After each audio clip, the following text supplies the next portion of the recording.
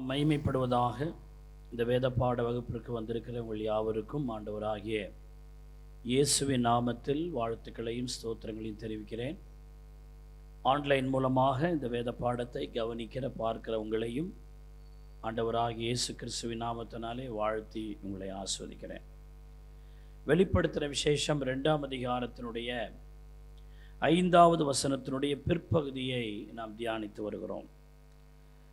நீ மனம் திரும்பாத பட்சத்தில் உன் விளக்கு தண்டை அதனிடத்து நின்று நீக்கிவிடுவேன் என்று ஆண்டவர் சொல்லுகிறார். இந்த வார்த்தையை நம்ம தியானித்துட்டு வரோம். சபை ஒரு விளக்காய் இருக்கிறது. விசுவாச பிள்ளைகள் விளக்காய் இருக்கிறார்கள். கர்த்தர் நம்மை வெளிச்சமாக இருக்கும்படி நம்மை குறித்த ஒரு திட்டம் வைத்திருக்கிறார்.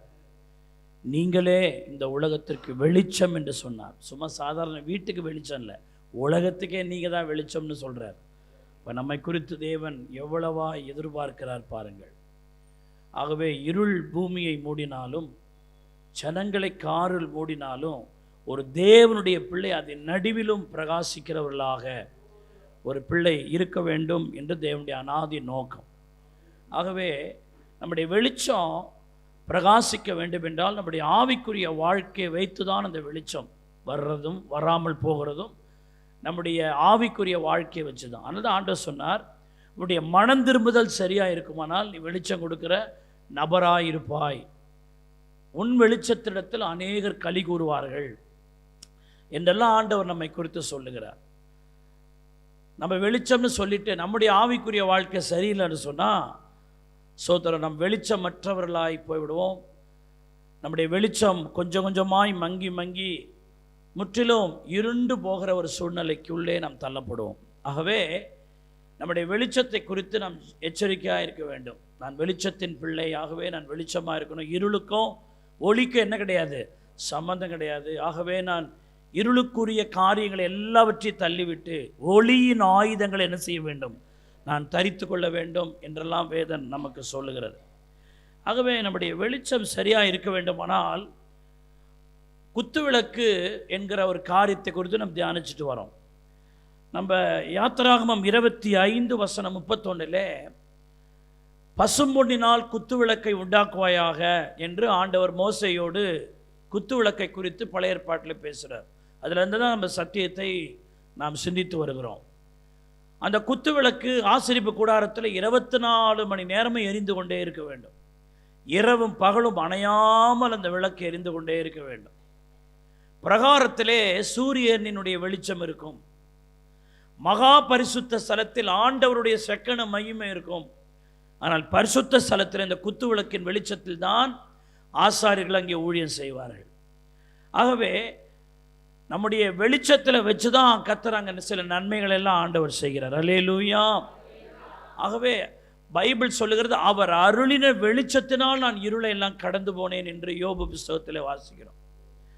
ஆகவே நாம் ஒரு குத்துவிளக்கு நாம் எரிய வேண்டுமானால் அருமையானவர்களே, நாம் பசும்பொன்னினால் சோதரம் நாம் நிரப்பப்பட்டவர்களாக இருக்க வேண்டும். பசும்பொன்னை குறித்த சத்தியம் என்ன? 1 பேதுரு 1:7 சொல்லுகிறது, அழிந்து போகிற பொன் அக்கினினால் என்ன செய்யப்படும், சோதிக்கப்படும். அதை பார்க்கிலும் அதிக விலையேற பெற்றதாக இருக்கிற உங்கள் விசுவாசம் சோதிக்கப்பட்டு என்று பைபிள் சொல்லுகிறது. ஆகவே புதிய ஏற்பாட்டினுடைய பொன் எது என்றால் விசுவாசம். விசுவாசம் பொன்னை பார்க்கிலும் எப்படி இருக்கிறதுங்க, விலையேற பெற்றதாக இருக்கிறது. அல்லேலூயா. பொண்ணை கூட நம்ம ஒரு விலையை நிர்ணயிச்சிடலாம், ஆனால் விசுவாசத்திற்கு விலையே இல்லை என்று பைபிள் சொல்லுகிறது. ஆகவே நாம் விசுவாசத்தினால் நிறைந்த ஒரு குத்து விளக்காக இருக்கணும். அப்போ தான் நம்முடைய விளக்கு அணையாமல் என்ன செஞ்சுக்கிட்டே இருக்கோம், எரிஞ்சுக்கிட்டே இருக்கும். எந்த ஒரு தேவனுடைய பிள்ளை விசுவாசத்தில் குறைவில்லாமல் இருக்கிறாங்களோ அவர்கள் கர்த்தருக்காய் எரிந்து கொண்டே இருப்பார்கள். விசுவாசம் எப்போ குறைய ஆரம்பிக்குதோ வெளிச்சம் குறைய ஆரம்பிச்சிடும். அதனால தான் அவ்வளோ பெரிய அக்கினி சூளையை பார்த்து அந்த 3 புருஷர்களுக்கு பயம் இல்லை. நாங்கள் ஆராதிக்கிற எங்கள் தேவன் எங்களை தப்புவிக்க வல்லவராக இருக்கிறார் என்று விசுவாசித்ததுனால அந்த அக்கினியை விட இவர்கள் வெளிச்சம் அதிகமாக இருந்தது. அல்லேலூயா. அவன் கொளுத்தின சோத்திரிக்கிற தீச்சூளையை விட இவர்களுக்குள் இருந்த பிரகாசம் அதிகமாக இருந்ததுனால அந்த அக்கினி இவர்களுக்கு பலன் செய்யாமல் போயிடுச்சு. ஸ்தோத்திரம், ஹல்லேலூயா. ஆகவே அருமையான தேவனுடைய பிள்ளைகளே, நம்முடைய விசுவாசம்தான் நம்முடைய ஸ்தோத்திரம் வெளிச்சத்தை அதிகரிக்க செய்யக்கூடிய காரியமாக இருக்கிறது. இந்த கடைசி காலத்தில் உங்கள் விசுவாசத்தை விட்டு உங்களை தூக்கி போடுறதுக்கு தான் பிசாசு நிறைய காரியங்களை கொண்டு வருவான். ஸ்தோத்திரிக்கிறோம். இதன் மூலமாகிலும் சோர்வுகளையோ அல்லது ஸ்தோத்திரிக்கிற யாரோ ஒருவர் ஒன்று சொன்னார்கள் என்பதனாலேயோ அல்லது நாம் எதிர்பார்த்த ஏதோ ஒன்று நடக்காமல் போனதினாலேயே ஏதோ ஒரு காரணங்களை காண்பித்து நீ இவ்வளவு தூரம் ஆண்டவரை சேவித்து உனக்கு என்ன நடந்தது என்று நம்முடைய விளக்கை அணைத்து போடுவதற்கு, நம்முடைய விசுவாச ஜீவியத்தை விட்டு நம்ம எடுப்பதற்கு பல காரியங்களை அவன் செய்வான். ஆனால் அப்போஸ்தலனாகிய பவுலை போல நாம் சொல்ல வேண்டும், விசுவாசத்தை காத்து கொண்டேன் என்கிற அந்த அனுபவம் நமக்கு இருக்க வேண்டும். அல்லேலூயா. கர்த்தர் வந்து நம்மை அழைக்கிற பொழுது, மகனே மகளே, நான் உன்னிலே துவங்கின விசுவாசத்தை நீ கடைசி வரைக்கும் விடாமல் காத்து கொண்டாயே என்று சொல்லி, அப்படிப்பட்டதான் எரிகிற விளக்கோடு மணவாளன் வீட்டுக்குள்ளே செல்வார்கள். அல்லேலூயா. யாருடைய விளக்கெல்லாம் அணைஞ்சு வச்சோ அவங்க பரலோகத்து போகல, யாருடைய தீபமெல்லாம் எரிந்து கொண்டிருந்ததோ அவங்க தான் அந்த மணவாளனின் அறையிலே பிரவேசித்தார்கள். அல்லேலூயா. எனக்கு ஆரம்ப காலத்தில் ஆண்டவர் சொன்னார், கடைசி காலத்தில் ஸ்தோத்திரிக்கிறோம், நாளைக்கு கர்த்தருடைய வருகை இருக்கும்னா அதுக்கு முந்தின நாள் கூட அநேக விளக்குகள் அணைந்து போகும். ஆகவே உன்னுடைய விளக்கு அணையாதபடிக்கு பார்த்து கொள்ள வேண்டும் என்பதுதான் தேவனுடைய பிள்ளையை நான் திரும்ப திரும்ப சொல்றேன். இன்னைக்கு நீங்க தேவனுடைய பிள்ளைகளா இருக்கிறீங்க, ஒரு 10 வருஷம் கழிச்சு நம்முடைய விசுவாசம் அதிகமாக தான் இருக்க வேண்டுமே ஒழிய நம்முடைய விசுவாசம் குறையக்கூடாது. இன்றைக்கு புதிய புதிய உபதேசங்கள் எல்லாம் வருது. நம்ம நல்ல ஸ்ட்ராங்காக உபதேசத்தில் இப்படித்தான் இருக்கணும், இப்படிலாம் இருக்கக்கூடாதுன்னு ஒரு சபையை நடத்திட்டு வரும் பொழுது இன்றைக்கு புதிய புதிய உபதேசங்கள் இல்லை, இப்படிலாம் செய்ய வேண்டிய அவசியம் இல்லை, அப்படிலாம் செய்ய வேண்டிய அவசியம் இல்லை, இப்படி எளிதாக இப்படி இருந்தாலே போதும், அப்படி இருந்தாலே போதும்னு செவிக்கு தினமான கர்த்தருடைய வார்த்தை என்ற பேரில் இன்றைக்கு ஸ்தோத்திரிக்கிறோம் ஜனங்களுக்குள்ளே இன்றைக்கு விதைக்கப்பட்டு கொண்டு வருகிறது. ஆகவே அவர்கள் என்ன பண்ணுறாங்க, என்னடாது இப்படி இருந்தாலே போதுமாமா, ஆனால் நம்ம சபையிலன்னா இதை செய்யாத அதை செய்யாதன்றாங்களேன்னு எது அவர்களுக்கு எளிதாய் தோன்றுகிறதோ அந்த வழியாக கடந்து செல்கிறார்கள். கடைசியில் பார்த்தா அவங்களுடைய விளக்கே என்ன செய்கிறதுங்க, அணைந்து போகிறது. அல்லேலூயா. ஆகவே நம்முடைய விளக்கு அணையாமல் இருக்கணும்னா நம்முடைய விசுவாசம் ரொம்ப முக்கியம். அருமையானவர்களே, நம்ம கடைசி சில வாரங்களாக இந்த விசுவாசம் அதிகாரத்தோடு கூட செயல்படுகிறது என்று நான் உங்களோடு கூட பேச ஆரம்பித்து, அருமையானவர்களே, நான் 3 குறிப்புகளை இதுவரைக்கும் உங்களுக்கு கொடுத்திருக்கிறேன். ஸ்தோத்திரிக்கிறோம். நாம் தொடர்ந்து போன வாரத்தினுடைய செய்தியை குறிப்பிலிருந்து நான் தொடரும்படியாக விரும்புகிறேன். விசுவாசம் அதிகாரத்தோடு என்ன செய்யறதுங்க, செயல்படுகிறது. அதை குறித்து ஸ்தோத்திரிக்கிறோம். யோவான் 1:12 இப்படி சொல்லுகிறது, அவருடைய நாமத்தின் மேல் விசுவாசம் உள்ளவர்களாய் அவரை ஏற்றுக்கொண்டவர்கள் எத்தனை பேரோ அத்தனை பேரும் தேவனுடைய பிள்ளைகள் ஆகும்படி அதிகாரம் கொடுத்தார். ஹல்லேலூயா. அருமையான தேவனுடைய பிள்ளைகளே, ஸ்தோத்திரிக்கிறோம். ஆகவே இந்த அதிகாரம் கொடுத்தார் என்று பைபிள் நமக்கு சொல்லுகிறது. இந்த அதிகாரம் கொடுத்தார் என்கிற வார்த்தையினுடைய அர்த்தத்தை நான் ஏற்கனவே சொன்னேன். அதாவது பிசாசின் கிரியைகளை அழிக்கும்படியான அதிகாரத்தின் பிரதிநிதிகளாய் கர்த்தர் நம்மை வைத்திருக்கிறார். அல்லேலூயா. The delegate authority to destroy the demon power. ஸ்தோத்திரம். அந்த அதிகாரம் கொடுத்தார் என்ற வார்த்தைக்கு இந்த விளக்கம் இதுதான். ஸ்தோத்திரம். எல்லாரும் சொல்லுங்கள், பிசாசின் கிரியைகளை அழிக்கும்படியான அதிகாரத்தின் பிரதிநிதிகளாய் நாம் வைக்கப்பட்டிருக்கிறோம். அதுதான் அந்த அதிகாரம் கொடுத்தார் என்பது. ஆகவே இந்த அதிகாரம் எதன் மூலமா செயல்படுதுன்னா அந்த விசுவாசத்தின் மூலமா தான் செயல்படுது. நான் ஏற்கனவே உங்களுக்கு சொன்னது ஞாபகப்படுத்துறேன். இந்த அதிகாரம்னு என்ன அர்த்தம்? ஸ்தோத்திரிக்கிறோம், ஆண்டவர் இன்றைக்கே செய்வார் என்று பேசுவதுதான் அதிகாரம். அவர் செய்யலாம், ஒரு வேளை நடந்தாலும் நடக்கலாம் என்பது அதிகார வார்த்தை அல்ல.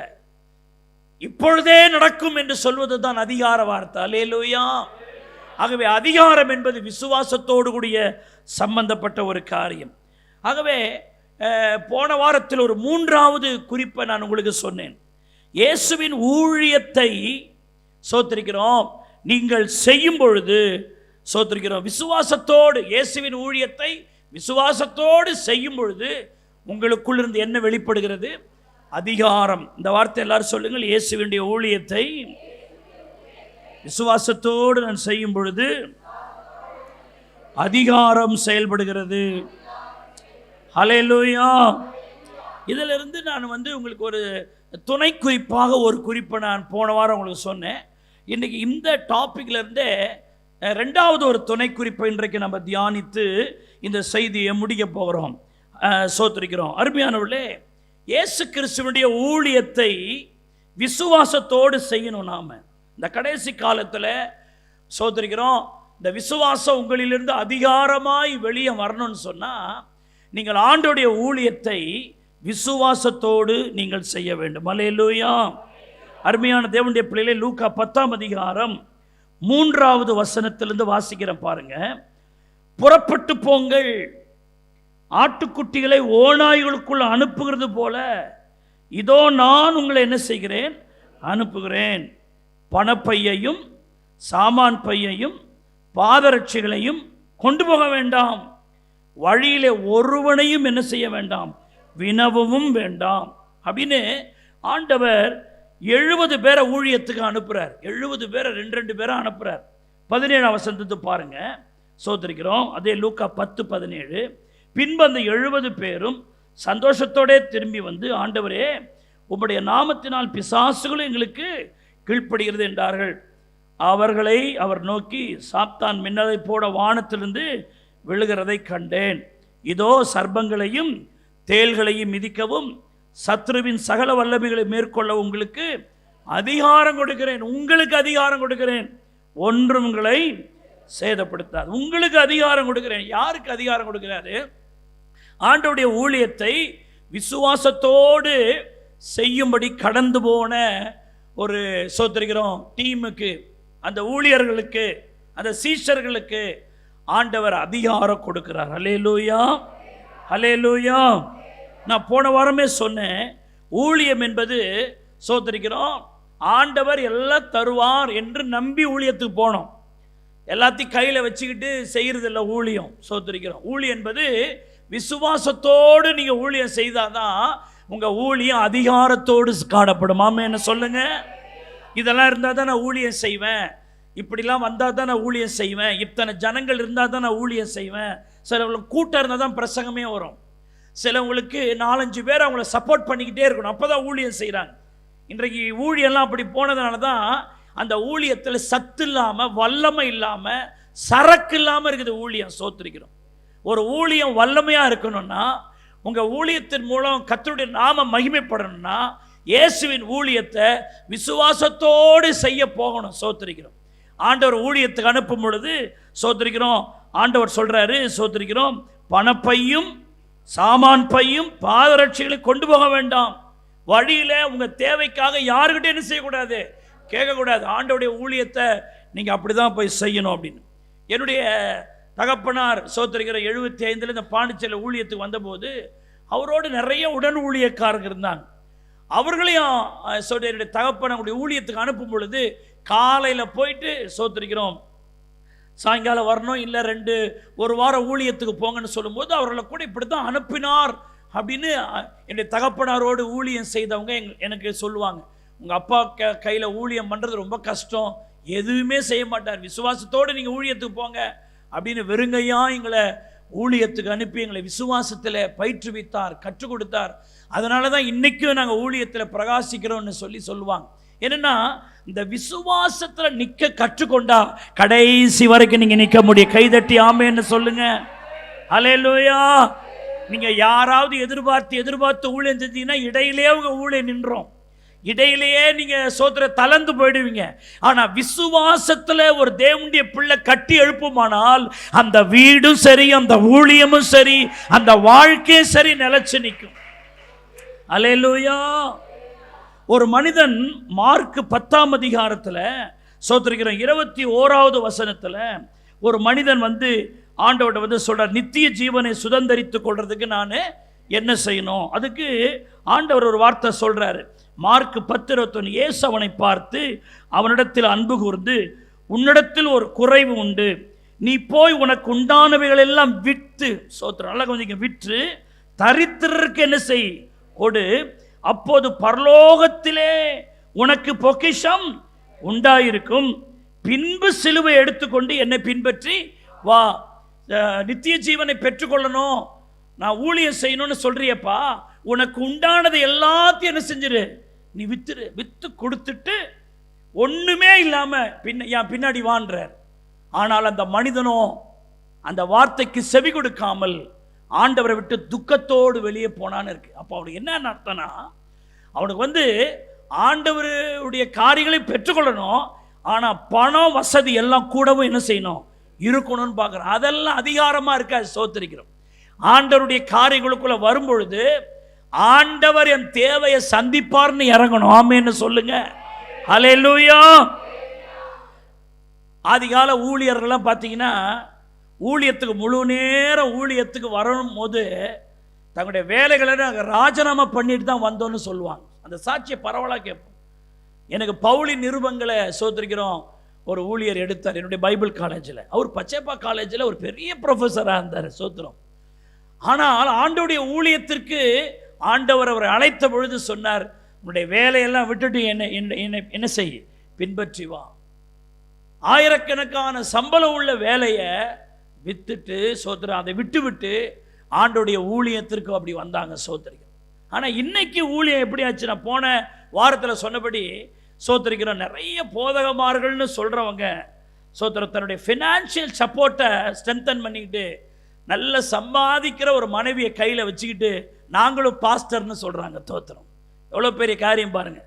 நர்ஸாக இருக்கும், இல்லை ஐடி கம்பெனியில் வேலை செய்வாங்க சோத்திரிக்கிறோம், இல்லை டீச்சராக இருப்பாங்க, ஏதோ ஒரு ப்ரொஃபஷனில் சோத்திரம் பாஸ்டர்னு சொல்கிறவருடைய மனைவி இருக்கும்.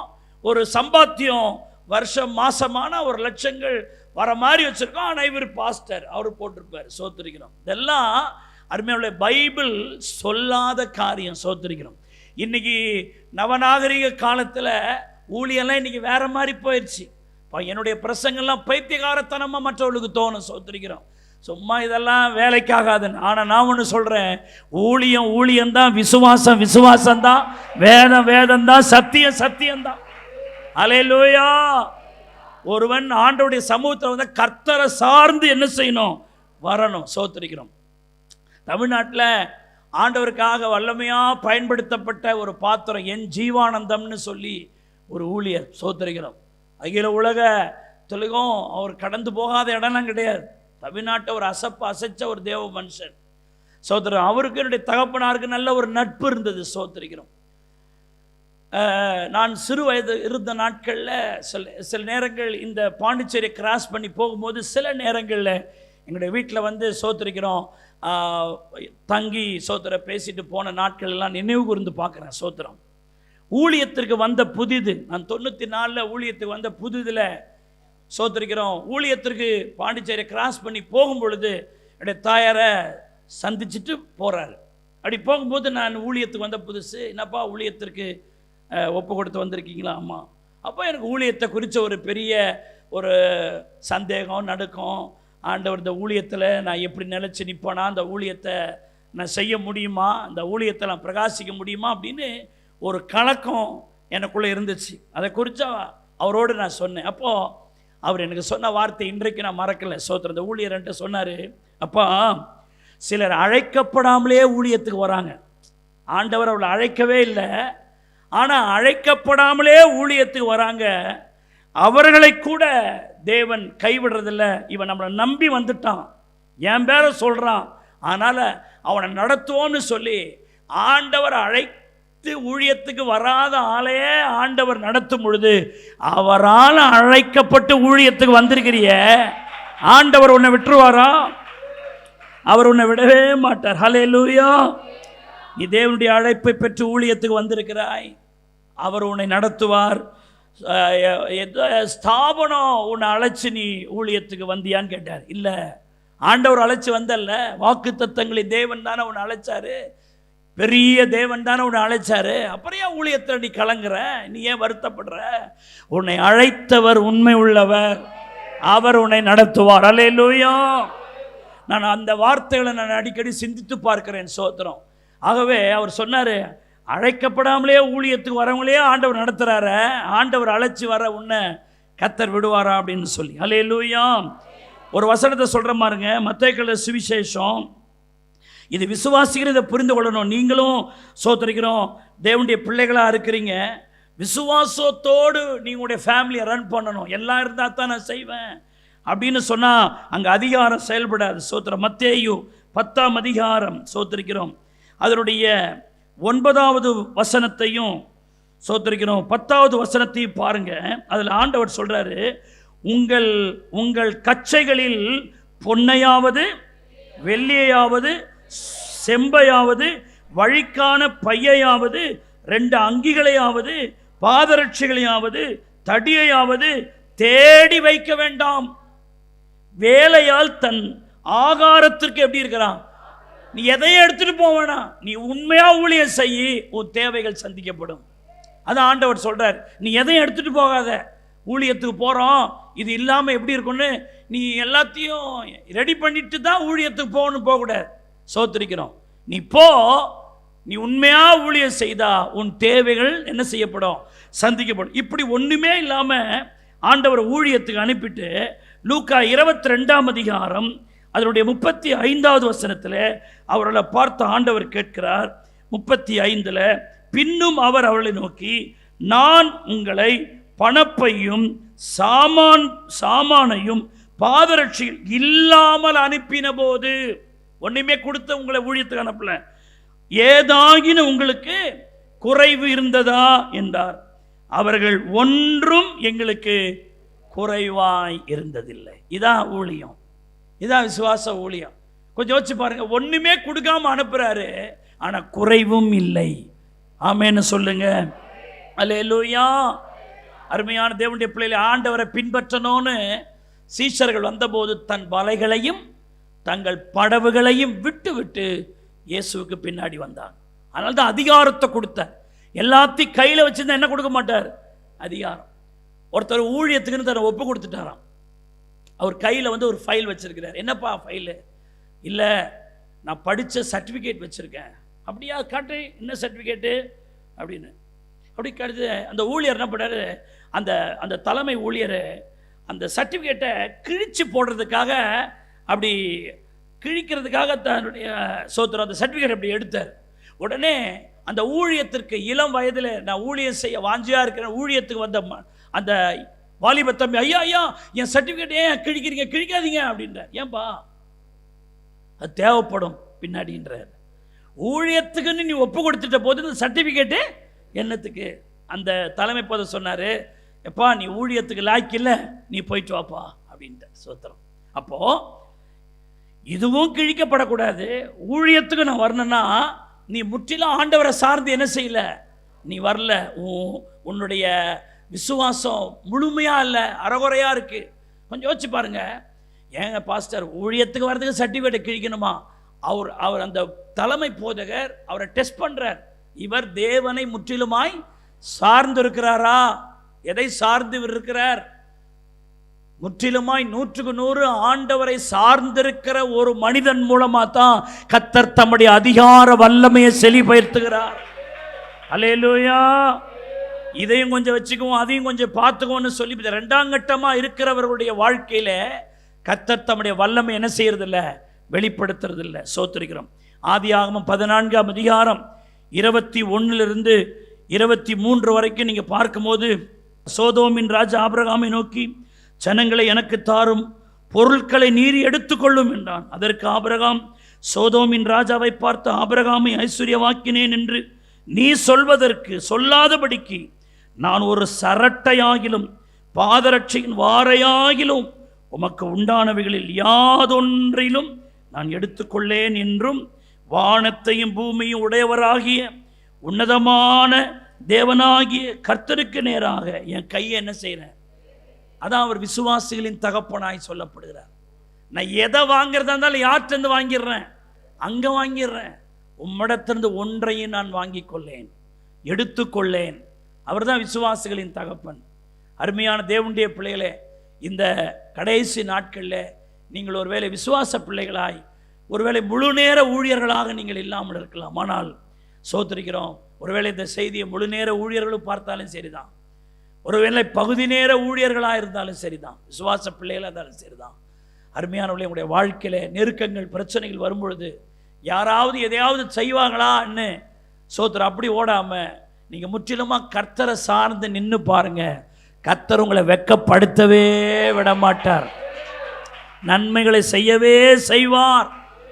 அப்போதான் உங்கள் வார்த்தை அதிகாரக்கூடிய வார்த்தையாக இருக்கும், நீங்கள் அநேகருக்கு ஆசீர்வாதமாக இருக்க முடியும். அல்லேலூயா. அப்படிதான் ஆதிகால பரிசுத்தவான்கள் இருந்தாங்க. சோத்திரிக்கிறோம். இந்த நாட்களில் அருமையான தேவனுடைய பிள்ளைகளை ஒருத்தவங்க என்ன பண்ணுறாங்க, ஒரு யுத்தத்துக்கு போகிறாங்க. யுத்தத்துக்கு போனால் எதிராளி ரொம்ப ஃபோர்ஸாக வரும்பொழுது இவங்க பின்வாங்கி வந்துடுறாங்க.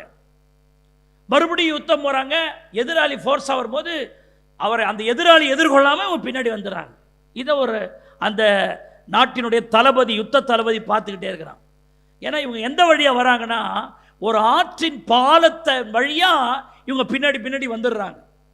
இப்போது அந்த அதிகாரி என்ன பண்ணார், அந்த தன்னுடைய நாட்டு வீரர்களை எதிரி படைகளை எதிர்த்து போகும்படி அந்த பாலத்தை கடந்து போன உடனே அந்த பாலத்தை சுட்டி வீழ்த்திட்டார்.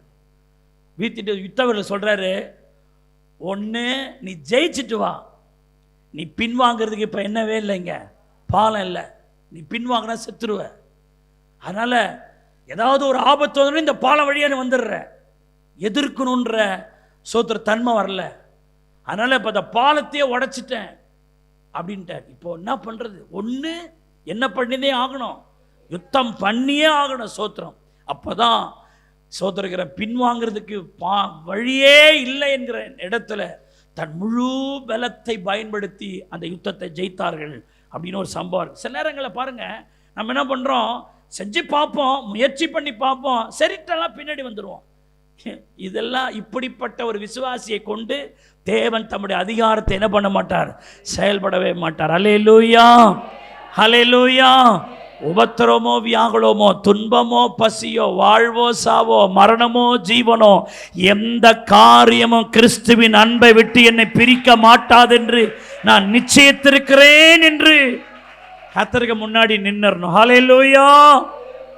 ஆண்டவருக்கு பின்னாடி வர முடிவெடுத்துட்டு நாம ஒரு கால் எடுத்து பின்னாடி என்ன செய்யக்கூடாதுங்க, வைக்கவே கூடாது. ஹல்லேலூயா.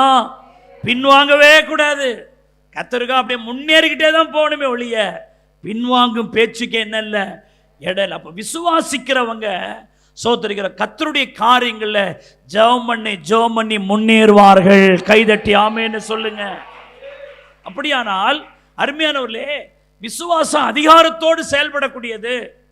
இந்த அதிகாரம் எப்படி செயல்படுதுன்னா, இயேசுவின் ஊழியத்தை விசுவாசத்தோடு நீங்கள் செய்யும் பொழுது, சின்ன ஊழியமோ பெரிய ஊழியமோ அதை விசுவாசமாக செய்யணும்.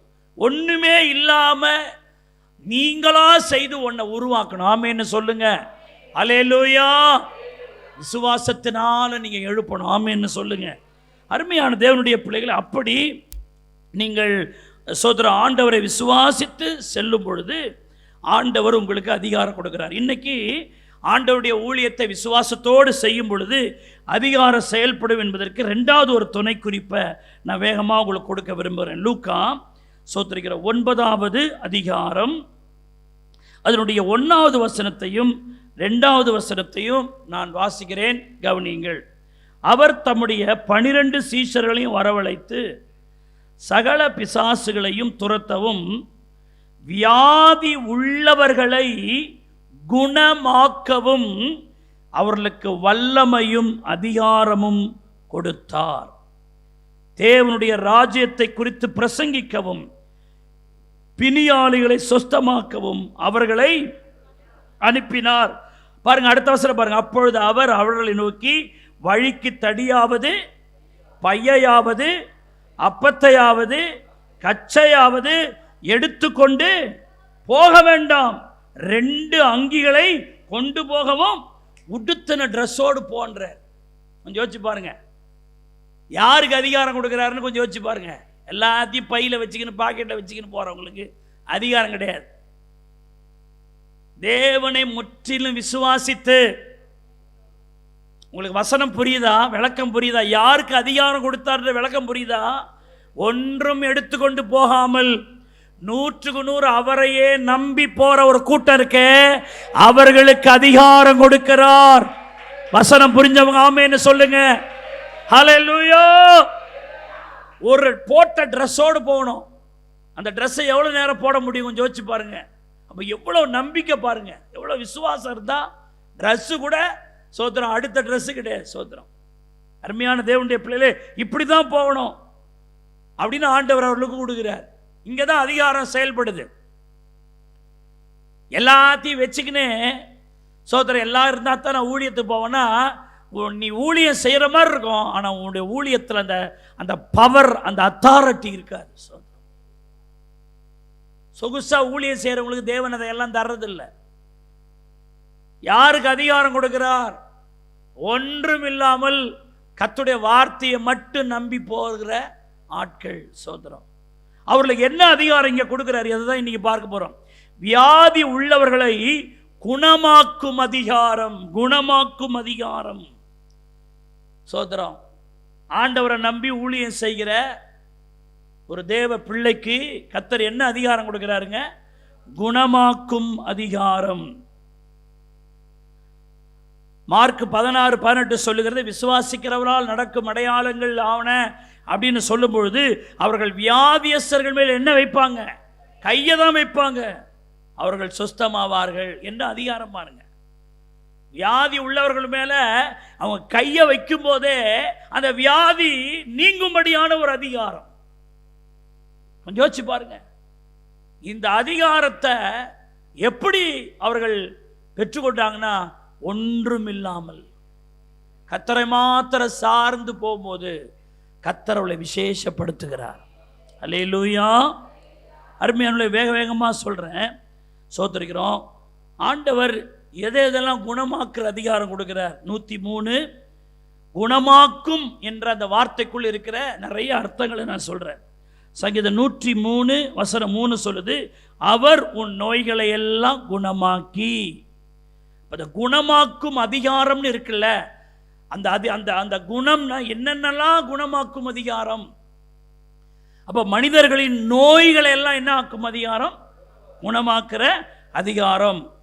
சரத்தை குணமாக்கும்படி, உங்கள் சரம் கர்த்தரால் சிருஷ்டிக்கப்பட்டது. உங்களுடைய எலும்புகள், நரம்புகள், தசை நாறுகள், இரத்த அணுக்கள் எல்லாவற்றும் கர்த்தர் உண்டாக்கினது மட்டுமல்ல, உங்கள் சரத்திற்கு அவர் கிரயம் செலுத்தி மீட்டிருக்கிறார் வேற. சோத்திரம். ஹல்லேலூயா.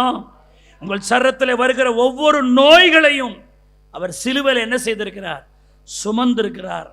ஏனென்றால் மத்தேயு 8:17 சொல்லுது, அவர்தாமே தம்முடைய பலவீனங்களை ஏற்றுக்கொண்டு நம்முடைய நோய்களை எல்லாம் என்ன செய்தாராம்? சுமந்தார். அதனால தான் ஏசாயா 53:5 1 பேதுரு 2:24 பார்த்தீங்கன்னா, அவருடைய தழும்புகளால் குணமானீர்கள். ஏசாயாவில் அவருடைய தழும்புகளால் குணமாகிறோம். பேதுருவில் அவருடைய தழும்புகளால் குணமானீர்கள். நீங்க குணமாகணும் என்கிறதுக்காக, நீங்க கையை வச்ச உடனே ஒரு வியாதியை நீங்கள் குணமாக்க வேண்டும் என்பதற்காக அவர் சிலுவையிலே 1 குறைய சோத்திருக்கிறோம் 40க்கு 1 குறைய 39 முறை வார்களினால் அடிக்கப்பட்டார். அந்த தழும்புகளை நான் விசுவாசித்து மற்றவர்களுக்காக ஜெபிக்கும் பொழுது நம்மிலிருந்து ஒரு அதிகாரம் செயல்பட்டு அவர்களை குணமாக்குகிறார். அல்லேலூயா. உங்களையும் குணமாக்குகிறார், உங்கள் மூலமாக என்னமாக்குறார்? குணமாக்குறார். எப்போ? கர்த்தரை நீங்கள் விசுவாசித்து நிற்கும் பொழுது. அல்லேலூயா.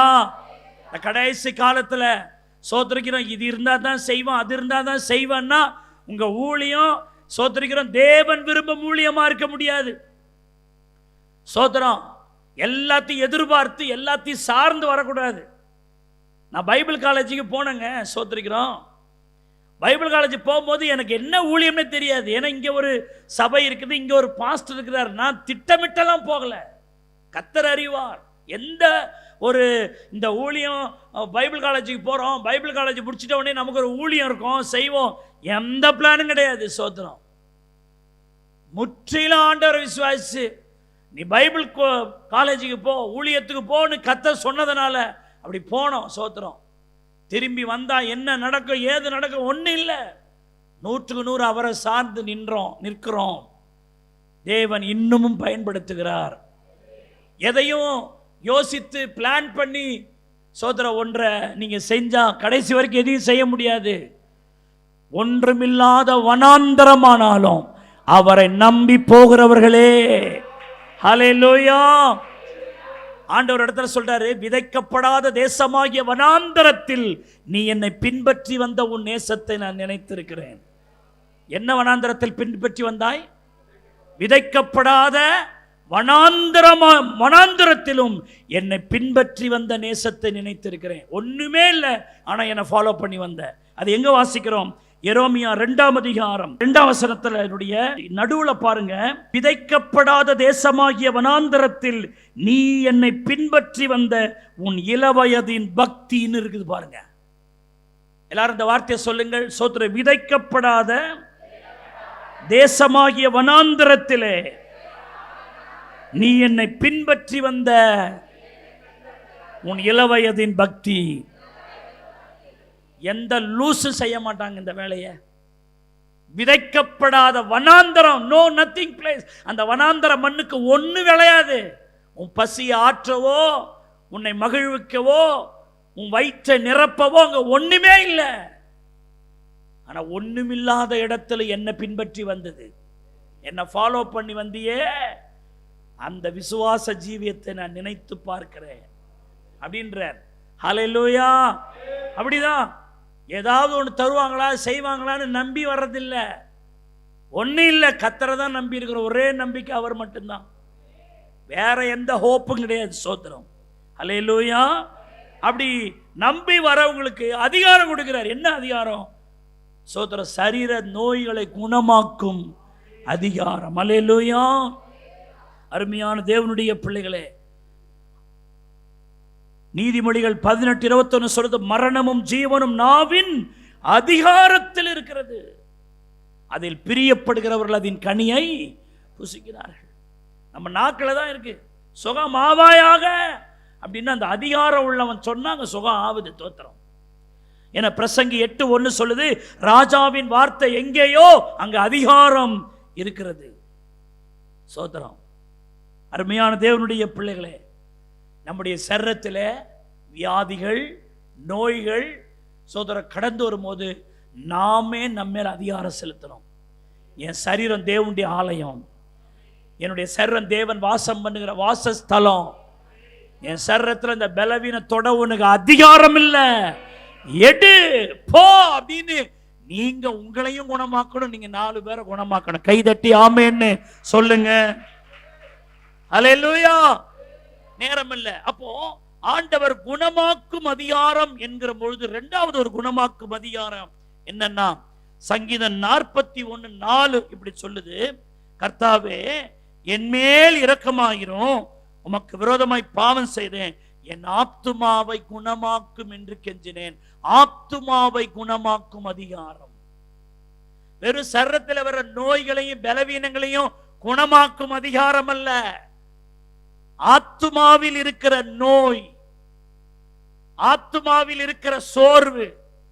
பைபிள் நிறைய சொல்லுது, என் ஆத்துமா கருகி போகிறது, என் ஆத்துமா தொய்ந்து போகிறது, என் ஆத்துமா வாடி போகிறது, என் ஆத்துமா கலங்குகிறது, என் ஆத்துமா எனக்குள் தியங்குகிறது, என் ஆத்துமா தவிக்கிறது. நிறைய வேர்டு வரும். அப்போ இதெல்லாம் குணமானாதான் ஒரு விசுவாசி சபையில நல்ல சந்தோஷமா இருக்க முடியும். அல்லேலூயா. சபையில உட்கார்ந்துருப்பாங்க, சோகமா உட்கார்ந்துருப்பாங்க, கையை தட்ட மாட்டாங்க, அல்லேலூயா சொல்ல மாட்டாங்க, அந்த கர்த்தருடைய வார்த்தையை சந்தோஷமா உள்ள ஏற்றுக்கொள்ள மாட்டாங்க, என்னமோ எழவோ பாய போட்டு அழுவோன்னு உட்கார்ந்துருப்பாங்க. செத்த வாயில வச்ச வெத்தலை மாதிரியே இருக்கும். காரணம் என்னன்னா, ஆளு வெளியே பார்த்தா நல்லா இருக்கு, ஆனா ஆத்துமா எப்படி இருக்கு? வியாதி பிடிச்சிருக்க உள்ள. அதனால தேவ சமூகத்தில் அவர்கள் மகிழ்ச்சியாய் இருக்க முடியல. ஹல்லேலூயா. அப்போ என்ன செய்யணும்? அந்த அதிகாரம், அந்த குணமாக்கும் அதிகாரம் இருக்குல்ல, அந்த அதிகாரத்தோடு நம்முடைய ஆத்துமாவை மாத்திரல்ல மற்றவருடைய ஆத்துமாவை குணமாக்கணும். கைதட்டி ஆமேன்னு சொல்லுங்க.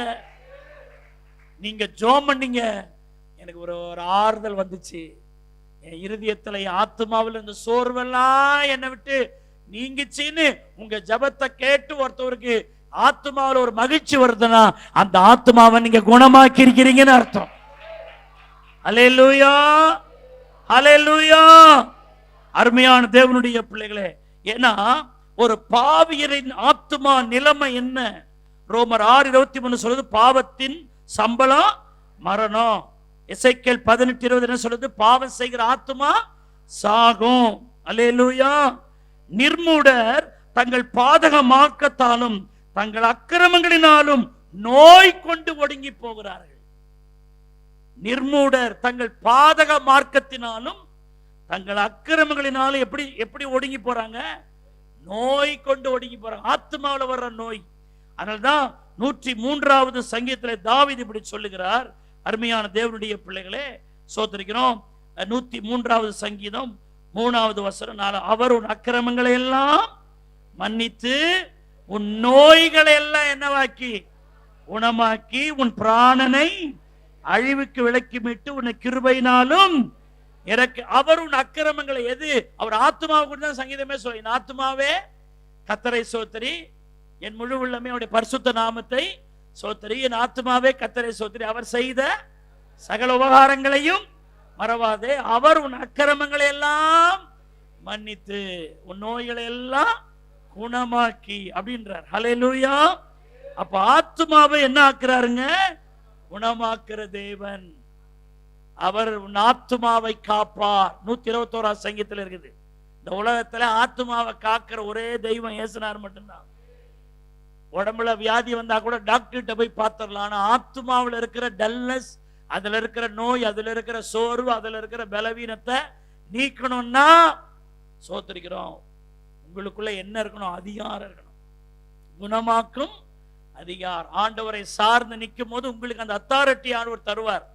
ஊழியத்தில் செய்யும் போது நிறைய பேர் சரீரத்தில் மட்டும் வியாதிப்பட்டிருக்க மாட்டாங்க, மனதில் வியாதிப்பட்டிருப்பாங்க, மனதில் காயத்தோடு இருப்பாங்க, மனதில் ஒடுங்கி போயிருப்பாங்க, நொறுங்கி போயிருப்பாங்க. அவங்களை நீங்க குணமாக்கணும். கைதட்டி ஆமென்னு சொல்லுங்க. ஹல்லேலூயா, ஹல்லேலூயா. ஆமா, சோத்திரம். மூணாவது, அவர் குணமாக்குகிறார் என்கிற வார்த்தைக்கு இன்னொரு விஷயம். 147வது சங்கீதம் அவருடைய 3வது வசனத்தை பாருங்க. இருதயம் நொறுங்குண்டவர்களை கர்த்தர் என்னவாக்குறார்? குணமாக்குகிறார். அவருடைய காயங்களை அவர் கட்டுகிறார். அப்ப இருதயத்தில் இருக்கிற காயம், நொறுங்குதல். லூக்கா 4:18 சொல்லுது, இருதயம் நறுங்குண்டவர்களை குணமாக்கவும் அப்படின்னு. அப்போ ஊழியத்திற்கு ஆண்டவர் அனுப்பும் போது குணமாக்கும்படி அவர்களுக்கு அதிகாரம் கொடுத்தார். அப்போ நோய்களை குணமாக்குதல், இரண்டாவது ஆத்மாவை குணமாக்கும் அதிகாரம், மூன்றாவது இருதயம் நொறுங்கி இருக்கிறவர்களை குணமாக்கும் அதிகாரம். சோதரம். அந்த குணம் நமக்குள்ளும் இருக்கணும், நம் மூலமாகவும் வரணும். அல்லேலூயா. இருதயம் நொறுங்குண்டவர்கள் என்று சொல்லப்படுவது மனம் உடைந்தவர்கள், நொறுங்கி போன ஆவியை உடையவர்கள், சோர்ந்து போனவர்கள். இவர்கள் உலக பிரகாரமான டாக்டர்கள் என்ன செய்ய முடியாது? குணமாக்க முடியாது. கர்த்தரை நம்பி நின்று ஊழியம் செய்கிற உங்களை கொண்டு, என்ன கொண்டு தான் அப்படிப்பட்டவளை குணமாக்க முடியும். அல்லேலூயா. இன்றைக்கு அநேகம் பேர் சோத்திரிக்கிறோம் உள்ளான காயங்களோடு, மற்றவர்கள் செய்த துரோகங்களினால், தாங்க முடியாத வேதனைகளினால் இருதயங்களில் நோய் கொண்டு ஒடுங்கி போயிருக்கிறார்கள். அவங்களெல்லாம் நீங்களும் நானும் தான் குணமாக்கணும். அல்லேலூயா. நீங்கள் அவரோடு கூட இணைந்து குணமாக்கும்படிக்கு உங்களுக்கு அதிகாரத்தையும் வல்லமையும் தருகிறார். அல்லேலூயா. இதெல்லாம் நீங்க விரும்பணும். ஆண்டவரே, நானும் குணமா இருக்கணும், அநேகரை என்ன ஆக்கணும், இப்படிப்பட்ட ஆட்களை நான் குணமாக்கணும். நீங்க 4 வார்த்தை பேச அந்த இருதயம் உடைஞ்சு போயிருக்க ஆறுதல் அடைஞ்சிடணும். அன்னைக்கு நீங்க மட்டும் வந்து பேசல, நான் செத்தே போயிருப்பேன். சோதர மரணத்திற்கு ஏதுவாக நான் பிக்ஸ் பண்ணி இருந்தேன். ஆனா நீங்க வந்து பேசும்போது என்னுடைய மனதை மாற்றிக்கிட்டேன்னு சொல்லக்கூடிய அளவிற்கு சோதர இருதயம் நொறுங்குண்டவர்களை என்னவாக்கணும்? குணமாக்கணும். ஆமென்னு சொல்லுங்க. அல்லேலூயா. அப்படி சோர்ந்து போன ஆட்களை நம்ம என்னவாக்கணும்? குணமாக்கணும். ஆமென்னு சொல்லுங்க. அல்லேலூயா. நான்காவது, பிசாசினால் வருகிற சகல நோய்கள் குணமாக்கும் அதிகாரத்தை நம்ம உடையவளா இருக்கணும். இதுக்கு வசனம் அப்போஸ்தலர் 10வது அதிகாரம் அவருடைய 38வது வசனம். நசரேயனாகிய இயேசுவை தேவன் பரிசுத்த ஆவியினாலும் வல்லமையினாலும் என்ன பண்ணார்? அபிஷேகம் பண்ணினார். தேவன் அவர்களோடு கூட இருந்தபடினால் நன்மை செய்கிறவராயும் பிசாசின் வல்லமையில் அகப்பட்ட யாவரையும் என்னவாக்குறாருங்க? குணமாக்குகிறார். அப்ப குணமாக்குதல் என்பது யாரையும்? பிசாசின் வல்லமையில் அகப்பட்டவர்கள். அப்படின்னு பிசாசினால் அகப்பட்டவங்க இருப்பாங்க. சூனியங்களினால், தாயத்து மந்திரங்களினால் சோத்திரிக்கிற பாதிக்கப்பட்ட மக்கள் இருக்கிறாங்கல்ல, அவர்களை குணமாக்கும் அதிகாரம். அவன் இவனுக்கு சூனியம் பண்ணியிருப்பான், இவன் அவனுக்கு சூனியம் பண்ணியிருப்பான். அந்த அந்தகார பிசாசுகள் அந்த மனுஷனுக்கு பிரச்சனை கொடுத்துட்டு இருக்கோம். அப்படி எத்தனையோ பேர் நம்ம கிராமங்கள்ல பார்க்கலாம், நிறைய இடங்கள்ல பட்டணங்களிலும் பார்க்கலாம். பொறாமை நிமித்தம் அப்படி சூனியங்களை பண்ணி வச்சு மக்கள் பாதிக்கப்படுவாங்க. இப்படி பிசாசின் வல்லமையில் அகப்பட்டவர்களை குணமாக்கணும்னா அந்த பவர், அந்த அதிகாரம். அல்லேலூயா. ஆண்டவரை விசுவாசித்து நீங்க அவனுடைய சமூகத்துல நீங்க இறங்கணும். அந்த மைண்டுக்குள்ள நீங்க வரணும். எல்லாம் இருந்தா தான் செய்வேன்ற அந்த மைண்டை இயேசுவின் நாமத்தில் கலைச்சி போடுங்க. எல்லாத்துக்கும் அட்ஜஸ்ட் பண்ணுகிற ஒரு ஆளா நீங்க இருக்கணும். இது இருந்தா தான், அது இருந்தா தான் இல்ல. சோத்திருக்கிறோம். ஆண்டவர் கொடுத்த சந்தோஷம் இல்லையா, அதே மன நிறையோடு என்ன செய்யணும்? ஊழியம் செய்யணும். என்ன நீங்க டெஸ்ட் பண்ணி பாருங்க. 10,000 பேருக்கு என்ன எஃபெக்ட் கொடுக்குறோம்னா 2 பேர் இருந்தாலும் அந்த எஃபெக்ட் தான் நான் கொடுப்பேன். தோத்திரம். ஐயா 2 பேர் தானே இருக்கிறாங்க, ஏதாவது ஊதிட்டு போயிடுவோம் அப்படின்னு நான் ஒரு நாள் நிக்கவே மாட்டேன். சோத்திரிக்கிறோம். அல்லேலூயா. கொஞ்சத்தில் உண்மையாரு, அநேகத்தில் அவர் அதிகாரியா மாத்துவாரு. சோத்திரம். அல்லேலூயா. நம்ம ஆளை பார்த்து ஊழியம் செய்யறதில்ல, நம்ம தேவனை பார்த்து ஊழியம் செய்யறோம். அல்லேலூயா. ஒரு பைபிள் ஸ்டடி தானே, என்னமா ஒன்று நடத்திட்டு போயிடுவோன்னு இல்லை. அதுக்கும் பல மணி நேரம் உட்கார்ந்து வசனம் எடுத்து தியானித்து அதை அர்த்தம் திருத்தமாய் உங்களுக்கு சொல்றோம். சோத்திரிக்கிறோம். அப்ப ஊழியம் இது பைபிள் ஸ்டடி, ஒரு ஸ்டடி கொடுக்குறோம் உங்களுக்கு என்னென்னலாம் குணமாக்கலாம் அப்படின்னு. அப்ப பிசாசினால் பாதிக்கப்பட்டிருப்பாங்க. டாக்டர் கிட்ட அவங்கள கொண்டு போனா ஸ்கேன் பண்ணா எல்லாம் நார்மல்னுவாங்க. ஐயோ தலை வலிக்குது, தலை வலிக்குது, நான் என்ன செய்வேன், என் தலை மண்டைய வலிக்குதுன்னு ஒரு வாலிப பிள்ளை கத்துறா. எம்ஆர்ஐ ஸ்கேன் எடுக்கிறாங்க, அந்த ஸ்கேன் எடுக்கிறாங்க, இந்த ஸ்கேன் எடுக்கிறாங்க, எவ்ரிதிங் நார்மல், ஒண்ணுமே இல்ல, நார்மலா இருக்கு. ஆனா அந்த பொண்ணு கத்துது அப்படின்னா என்ன அர்த்தம்? மண்டைக்குள்ள பிசாசின் கிரியை இருக்கு. அது எந்த ஸ்கேன்லயும் தெரியாது. அது கர்த்தருடைய அதிகார வல்லமைக்கு மட்டும்தான் கட்டுப்படும். அல்லேலூயா. வேதத்துல ஊமையும் செவிடுமான ஆவின்னு இருக்கு. இது எந்த ஸ்கேன்ல தெரியும்? கொஞ்சம் யோசிச்சு பாருங்க. அருமையான தேவனுடைய பிள்ளைகளே, அநேக நோய்கள் பிசாசினால் வருகிறது. கேன்சர், ஆஸ்துமா, சில காரியங்கள் அதுக்கு பின்னாடி பிசாசின் கிரியைகள் கூட இருக்கும். நான் எல்லா கேன்சரையும் சொல்லல, எல்லா ஆஸ்துமாவையும் சொல்லல, எல்லா டிபி வியாதிகளையும் சொல்லல. ஆனா சிலவைகள் அவைகளால் வந்திருக்குமானால் அந்த பேயை துரத்தினாதான் அது சரியாகும். அல்லேலூயா. அப்படி குணமாக்குற ஒரு காரியம். ஆமென்னு சொல்லுங்க. அல்லேலூயா. இப்படி நான் நிறைய உங்களுக்கு சொல்லிட்டு போகலாம். சோத்திரிக்கிறோம். எனக்கு டைம் இல்லை, நான் வேக வேகமா சொல்றேன். இயற்கையினால் வரும் வியாதிகளை சோத்திரிக்கிறோம் குணமாக்குதல். ஒரு முறை எலிசாவிடம் ஜனங்கள் வந்து சொல்றாங்க, இந்த பட்டணம் குடியிருப்புக்கு நல்லது, தண்ணீர் எப்படிப்பட்டதா இருக்குது? கெட்டதா இருக்குது, நிலமும் பாழ் நிலம் என்றார்கள். அப்போது எலிசா ஒரு புது தோண்டியை எடுத்து அதில் உப்பை போட்டு நீரூற்றண்டையில போய் இந்த தண்ணீரை என்ன செய்யுங்க, அதை ஆரோக்கியமாக்கினேன் அப்படின்னு போட்ட போது அங்கே சாவு வராது, அந்த நிலமும் பாழாயிராது அப்படின்னு சொல்லப்பட்ட பொழுது எலிசா சொன்ன வார்த்தையின்படியே அந்த தண்ணீர் இந்நாள் வரைக்கும் இருக்கிறபடி ஆரோக்கியமாயிற்று. 2 ராஜாக்களின் புஸ்தகம் 2ஆம் அதிகாரம் 21, 22 பாருங்க. அந்த நிலத்தில் இருந்த பால், அந்த நிலத்தில் இருந்த தண்ணீர், அதெல்லாம் அதையும் குணமாக்குறாங்க பாருங்க ஊழியர்கள். இந்த நிலத்தை குணமாக்குறாங்க, நிலத்து தண்ணீர் என்ன ஆக்குறாங்க, குணமாக்குறாங்க. அது பயன்பாட்டுக்கு உபயோகமாய் மாறுது. அப்போ ஒரு தேவ பிள்ளைக்கு என்ன அதிகாரம் எல்லாம் கொடுத்திருக்கிறார் பாருங்க. ஹல்லேலூயா. இப்ப நீங்க ஒரு இடத்திற்கு போனா சோத்திரிக்கிறோம், அந்த இடம் உங்கள் நிமித்தம் கர்த்தர் என்ன செய்யறாருங்க, ஆஸ்வதிக்கிறார். நிறைய விஷயம் இருக்கு. இன்னொரு விஷயம், ஓசியா 14:4 இப்படி சொல்லுகிறது, நான் அவர்கள் சீர்கேட்ட என்ன ஆக்குவேன், குணமாக்குவேன். சீர்கேடு என்றால் பின்மாற்றத்தை குறிக்கிறது. கர்த்தரை விட்டு தூர போன, சரீரத்திலும் ஆத்மாவிலும் கேடான காரியங்களை செய்வது, அப்படிப்பட்டவர்களை குற்றம் சாட்டி நம்ம தள்ளிவிட வேண்டாம். அவர்களை நான் என்ன வாக்கணும், குணமாக்கணும். அவர்கள் சீர்கேடுகளினால் பின்வாங்கி போயிருக்கிறாங்க. அந்த மாதிரி நபரையும் நாம குணமாக்கி சபைக்கு கொண்டு வரணும். தேவன் யாருக்கும் தூரமானவர் அல்ல.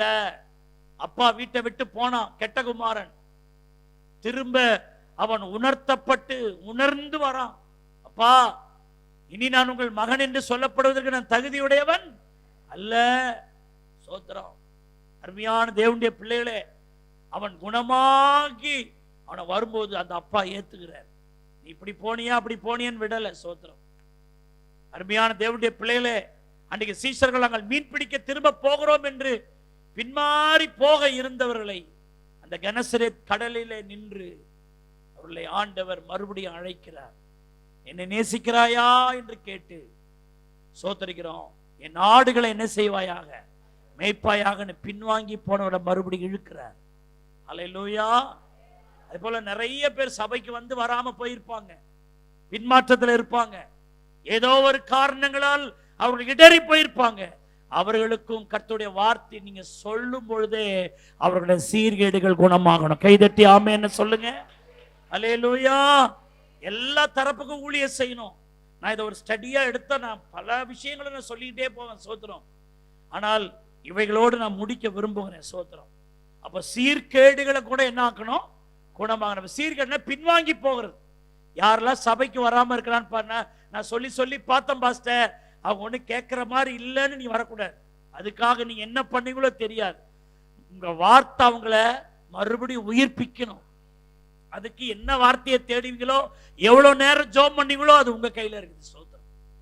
முடியாது பாஸ்டர், சொன்ன பாஸ்டர் வரல, அதுக்கு சொல்றதுக்கு நாம கிடையாது. சோத்திரிக்கிறோம். ஆண்டவரால கூடாத காரியம் ஒண்ணு இல்லைன்னா அவரை விசுவாசிக்கிற நம்மாலேயும் கூடாத காரியம் ஒண்ணு இல்லை. அந்த லெவலுக்கு நம்ம வரக்கூடாது. சோத்திரிக்கிறோம். அப்ப சீர்கேடு உள்ளவர்கள் என்ன ஆகணும், குணமாகணும். அது மாத்திரமல்ல, இயற்கையினால் வருகின்ற, அது நிலமானாலும் தண்ணி ஆனாலும் அதுவும் என்ன ஆகணும், குணமாகணும். பிசாசினால் வருகிற சோத்திரிக்கிற நோய்கள், பிரச்சனைகள், அதை என்னவாக்கணும், குணமாக்கணும். இருதய நொறுங்குண்டவளை என்னவாக்கணும், குணமாக்கணும். ஆத்துமாவில நோய் கொண்டிருக்கிறவள் என்னவாக்கணும், சரீரத்தில் வியாதி உள்ளவள் என்னவாக்கணும், குணமாக்கணும். அருமையான தேவனுடைய இயேசுடைய ஊழியம் பெரும் பகுதி குணமாக்கும் ஊழியம் தான். அல்லேலூயா. மத்தேயு 12:15 சொல்லுது, திரளான ஜனங்கள் அவருக்கு பின் சென்றார்கள், அவர்கள் எல்லாரையும் அவர் சொஸ்தமாக்கி, சோத்திரம் அப்படின்னு போட்டிருக்கு, எல்லாரையும் அவர் சொஸ்தமாக்கினார். லூக்கா 9:11 பாருங்க, அவர் அநேகரை சொஸ்தமாக்கி, நோய் உள்ளவர்கள் எல்லாரும் அதை அறிந்து அவரை தொட வேண்டும் என்று அவரிடத்தில் நெருங்கி வந்தார்கள். மார்க் 3:9 பாருங்க, தேவனுடைய ராஜ்யத்தை குறித்து அவர்களோடு கூட பேசி சொஸ்தமடைய வேண்டும் என்று இருக்கிறவர்களை என்னவாக்கினாராம், சொஸ்தமாக்கினார். ஆண்டவருடைய ஊழியத்தில் பெரும் பகுதி குணமாக்குதல். இதைதான் ஆண்டவர் செய்தார். எல்லாரும் இந்த வார்த்தை சொல்லுங்கள். இயேசு கிறிஸ்துவினுடைய ஊழியத்தின் பெரும் பகுதியே குணமாக்குதல் ஊழியம். ஹல்லேலூயா. அவருடைய பிள்ளையா இருக்கிற நாங்களும், சத்தமா சொல்லுங்க, இயேசுவின் பிள்ளையா இருக்கிற நாங்களும் இயேசுவை போல குணமாக்கு ஊழியத்தை செய்கிறவர்களா இருக்க வேண்டும். எத்தனை பேர் நம்புறீங்க, விசுவாசிக்கிறீங்க? ஹல்லேலூயா. கர்த்தரை சார்ந்து கர்த்தரை நம்பி ஒரு கூட்டம் வந்துச்சு பாருங்க. அந்த கூட்டத்தாருக்கு தேவன் ஒரு அதிகாரம் கொடுத்தார். என்ன அதிகாரம்? குணமாக்கும் அதிகாரம். அல்லேலூயா. இதெல்லாம் வீட்டில் போய் ரெஃபர் பண்ணி பாருங்க, அதெல்லாம் ஆராய்ஞ்சு நீங்க பாருங்க. நான் ஒரு சின்னதான் பண்ண, ரொம்ப விளக்கல, உங்களுக்கு டைம் இல்லைனால நான் சாதாரணமா உங்களுக்கு சொல்லியிருக்கிறேன். அதை ஆராய்ஞ்சு பார்த்து அதையெல்லாம் உங்களுக்கு சொந்தமாக்குங்க. இந்த இடத்துக்கு நான் வரணும் ஆண்டவரே, நான் சும்மா விசுவாசின்ற பேர்ல சர்ச்சைக்கு வந்து இப்படி ஓடுற ஆளா இருக்கக்கூடாது. நான் ஒரு குணமாக்கும் ஆளா, அந்த அதிகாரத்தை எனக்கு தாங்கப்பா. அது ஒன்னே ஒண்ணுதான், கர்த்தரை அப்படியே நம்பிடணும், அவருக்கு பின்னாடி அப்படியே போயிடணும், எதையும் சார்ந்து எதையும் எதிர்பார்த்து செய்யக்கூடாது.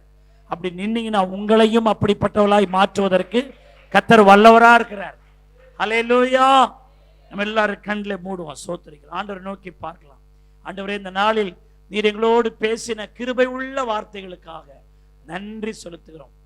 நன்றி ஆண்டவரே, ஸ்தோத்திரம்.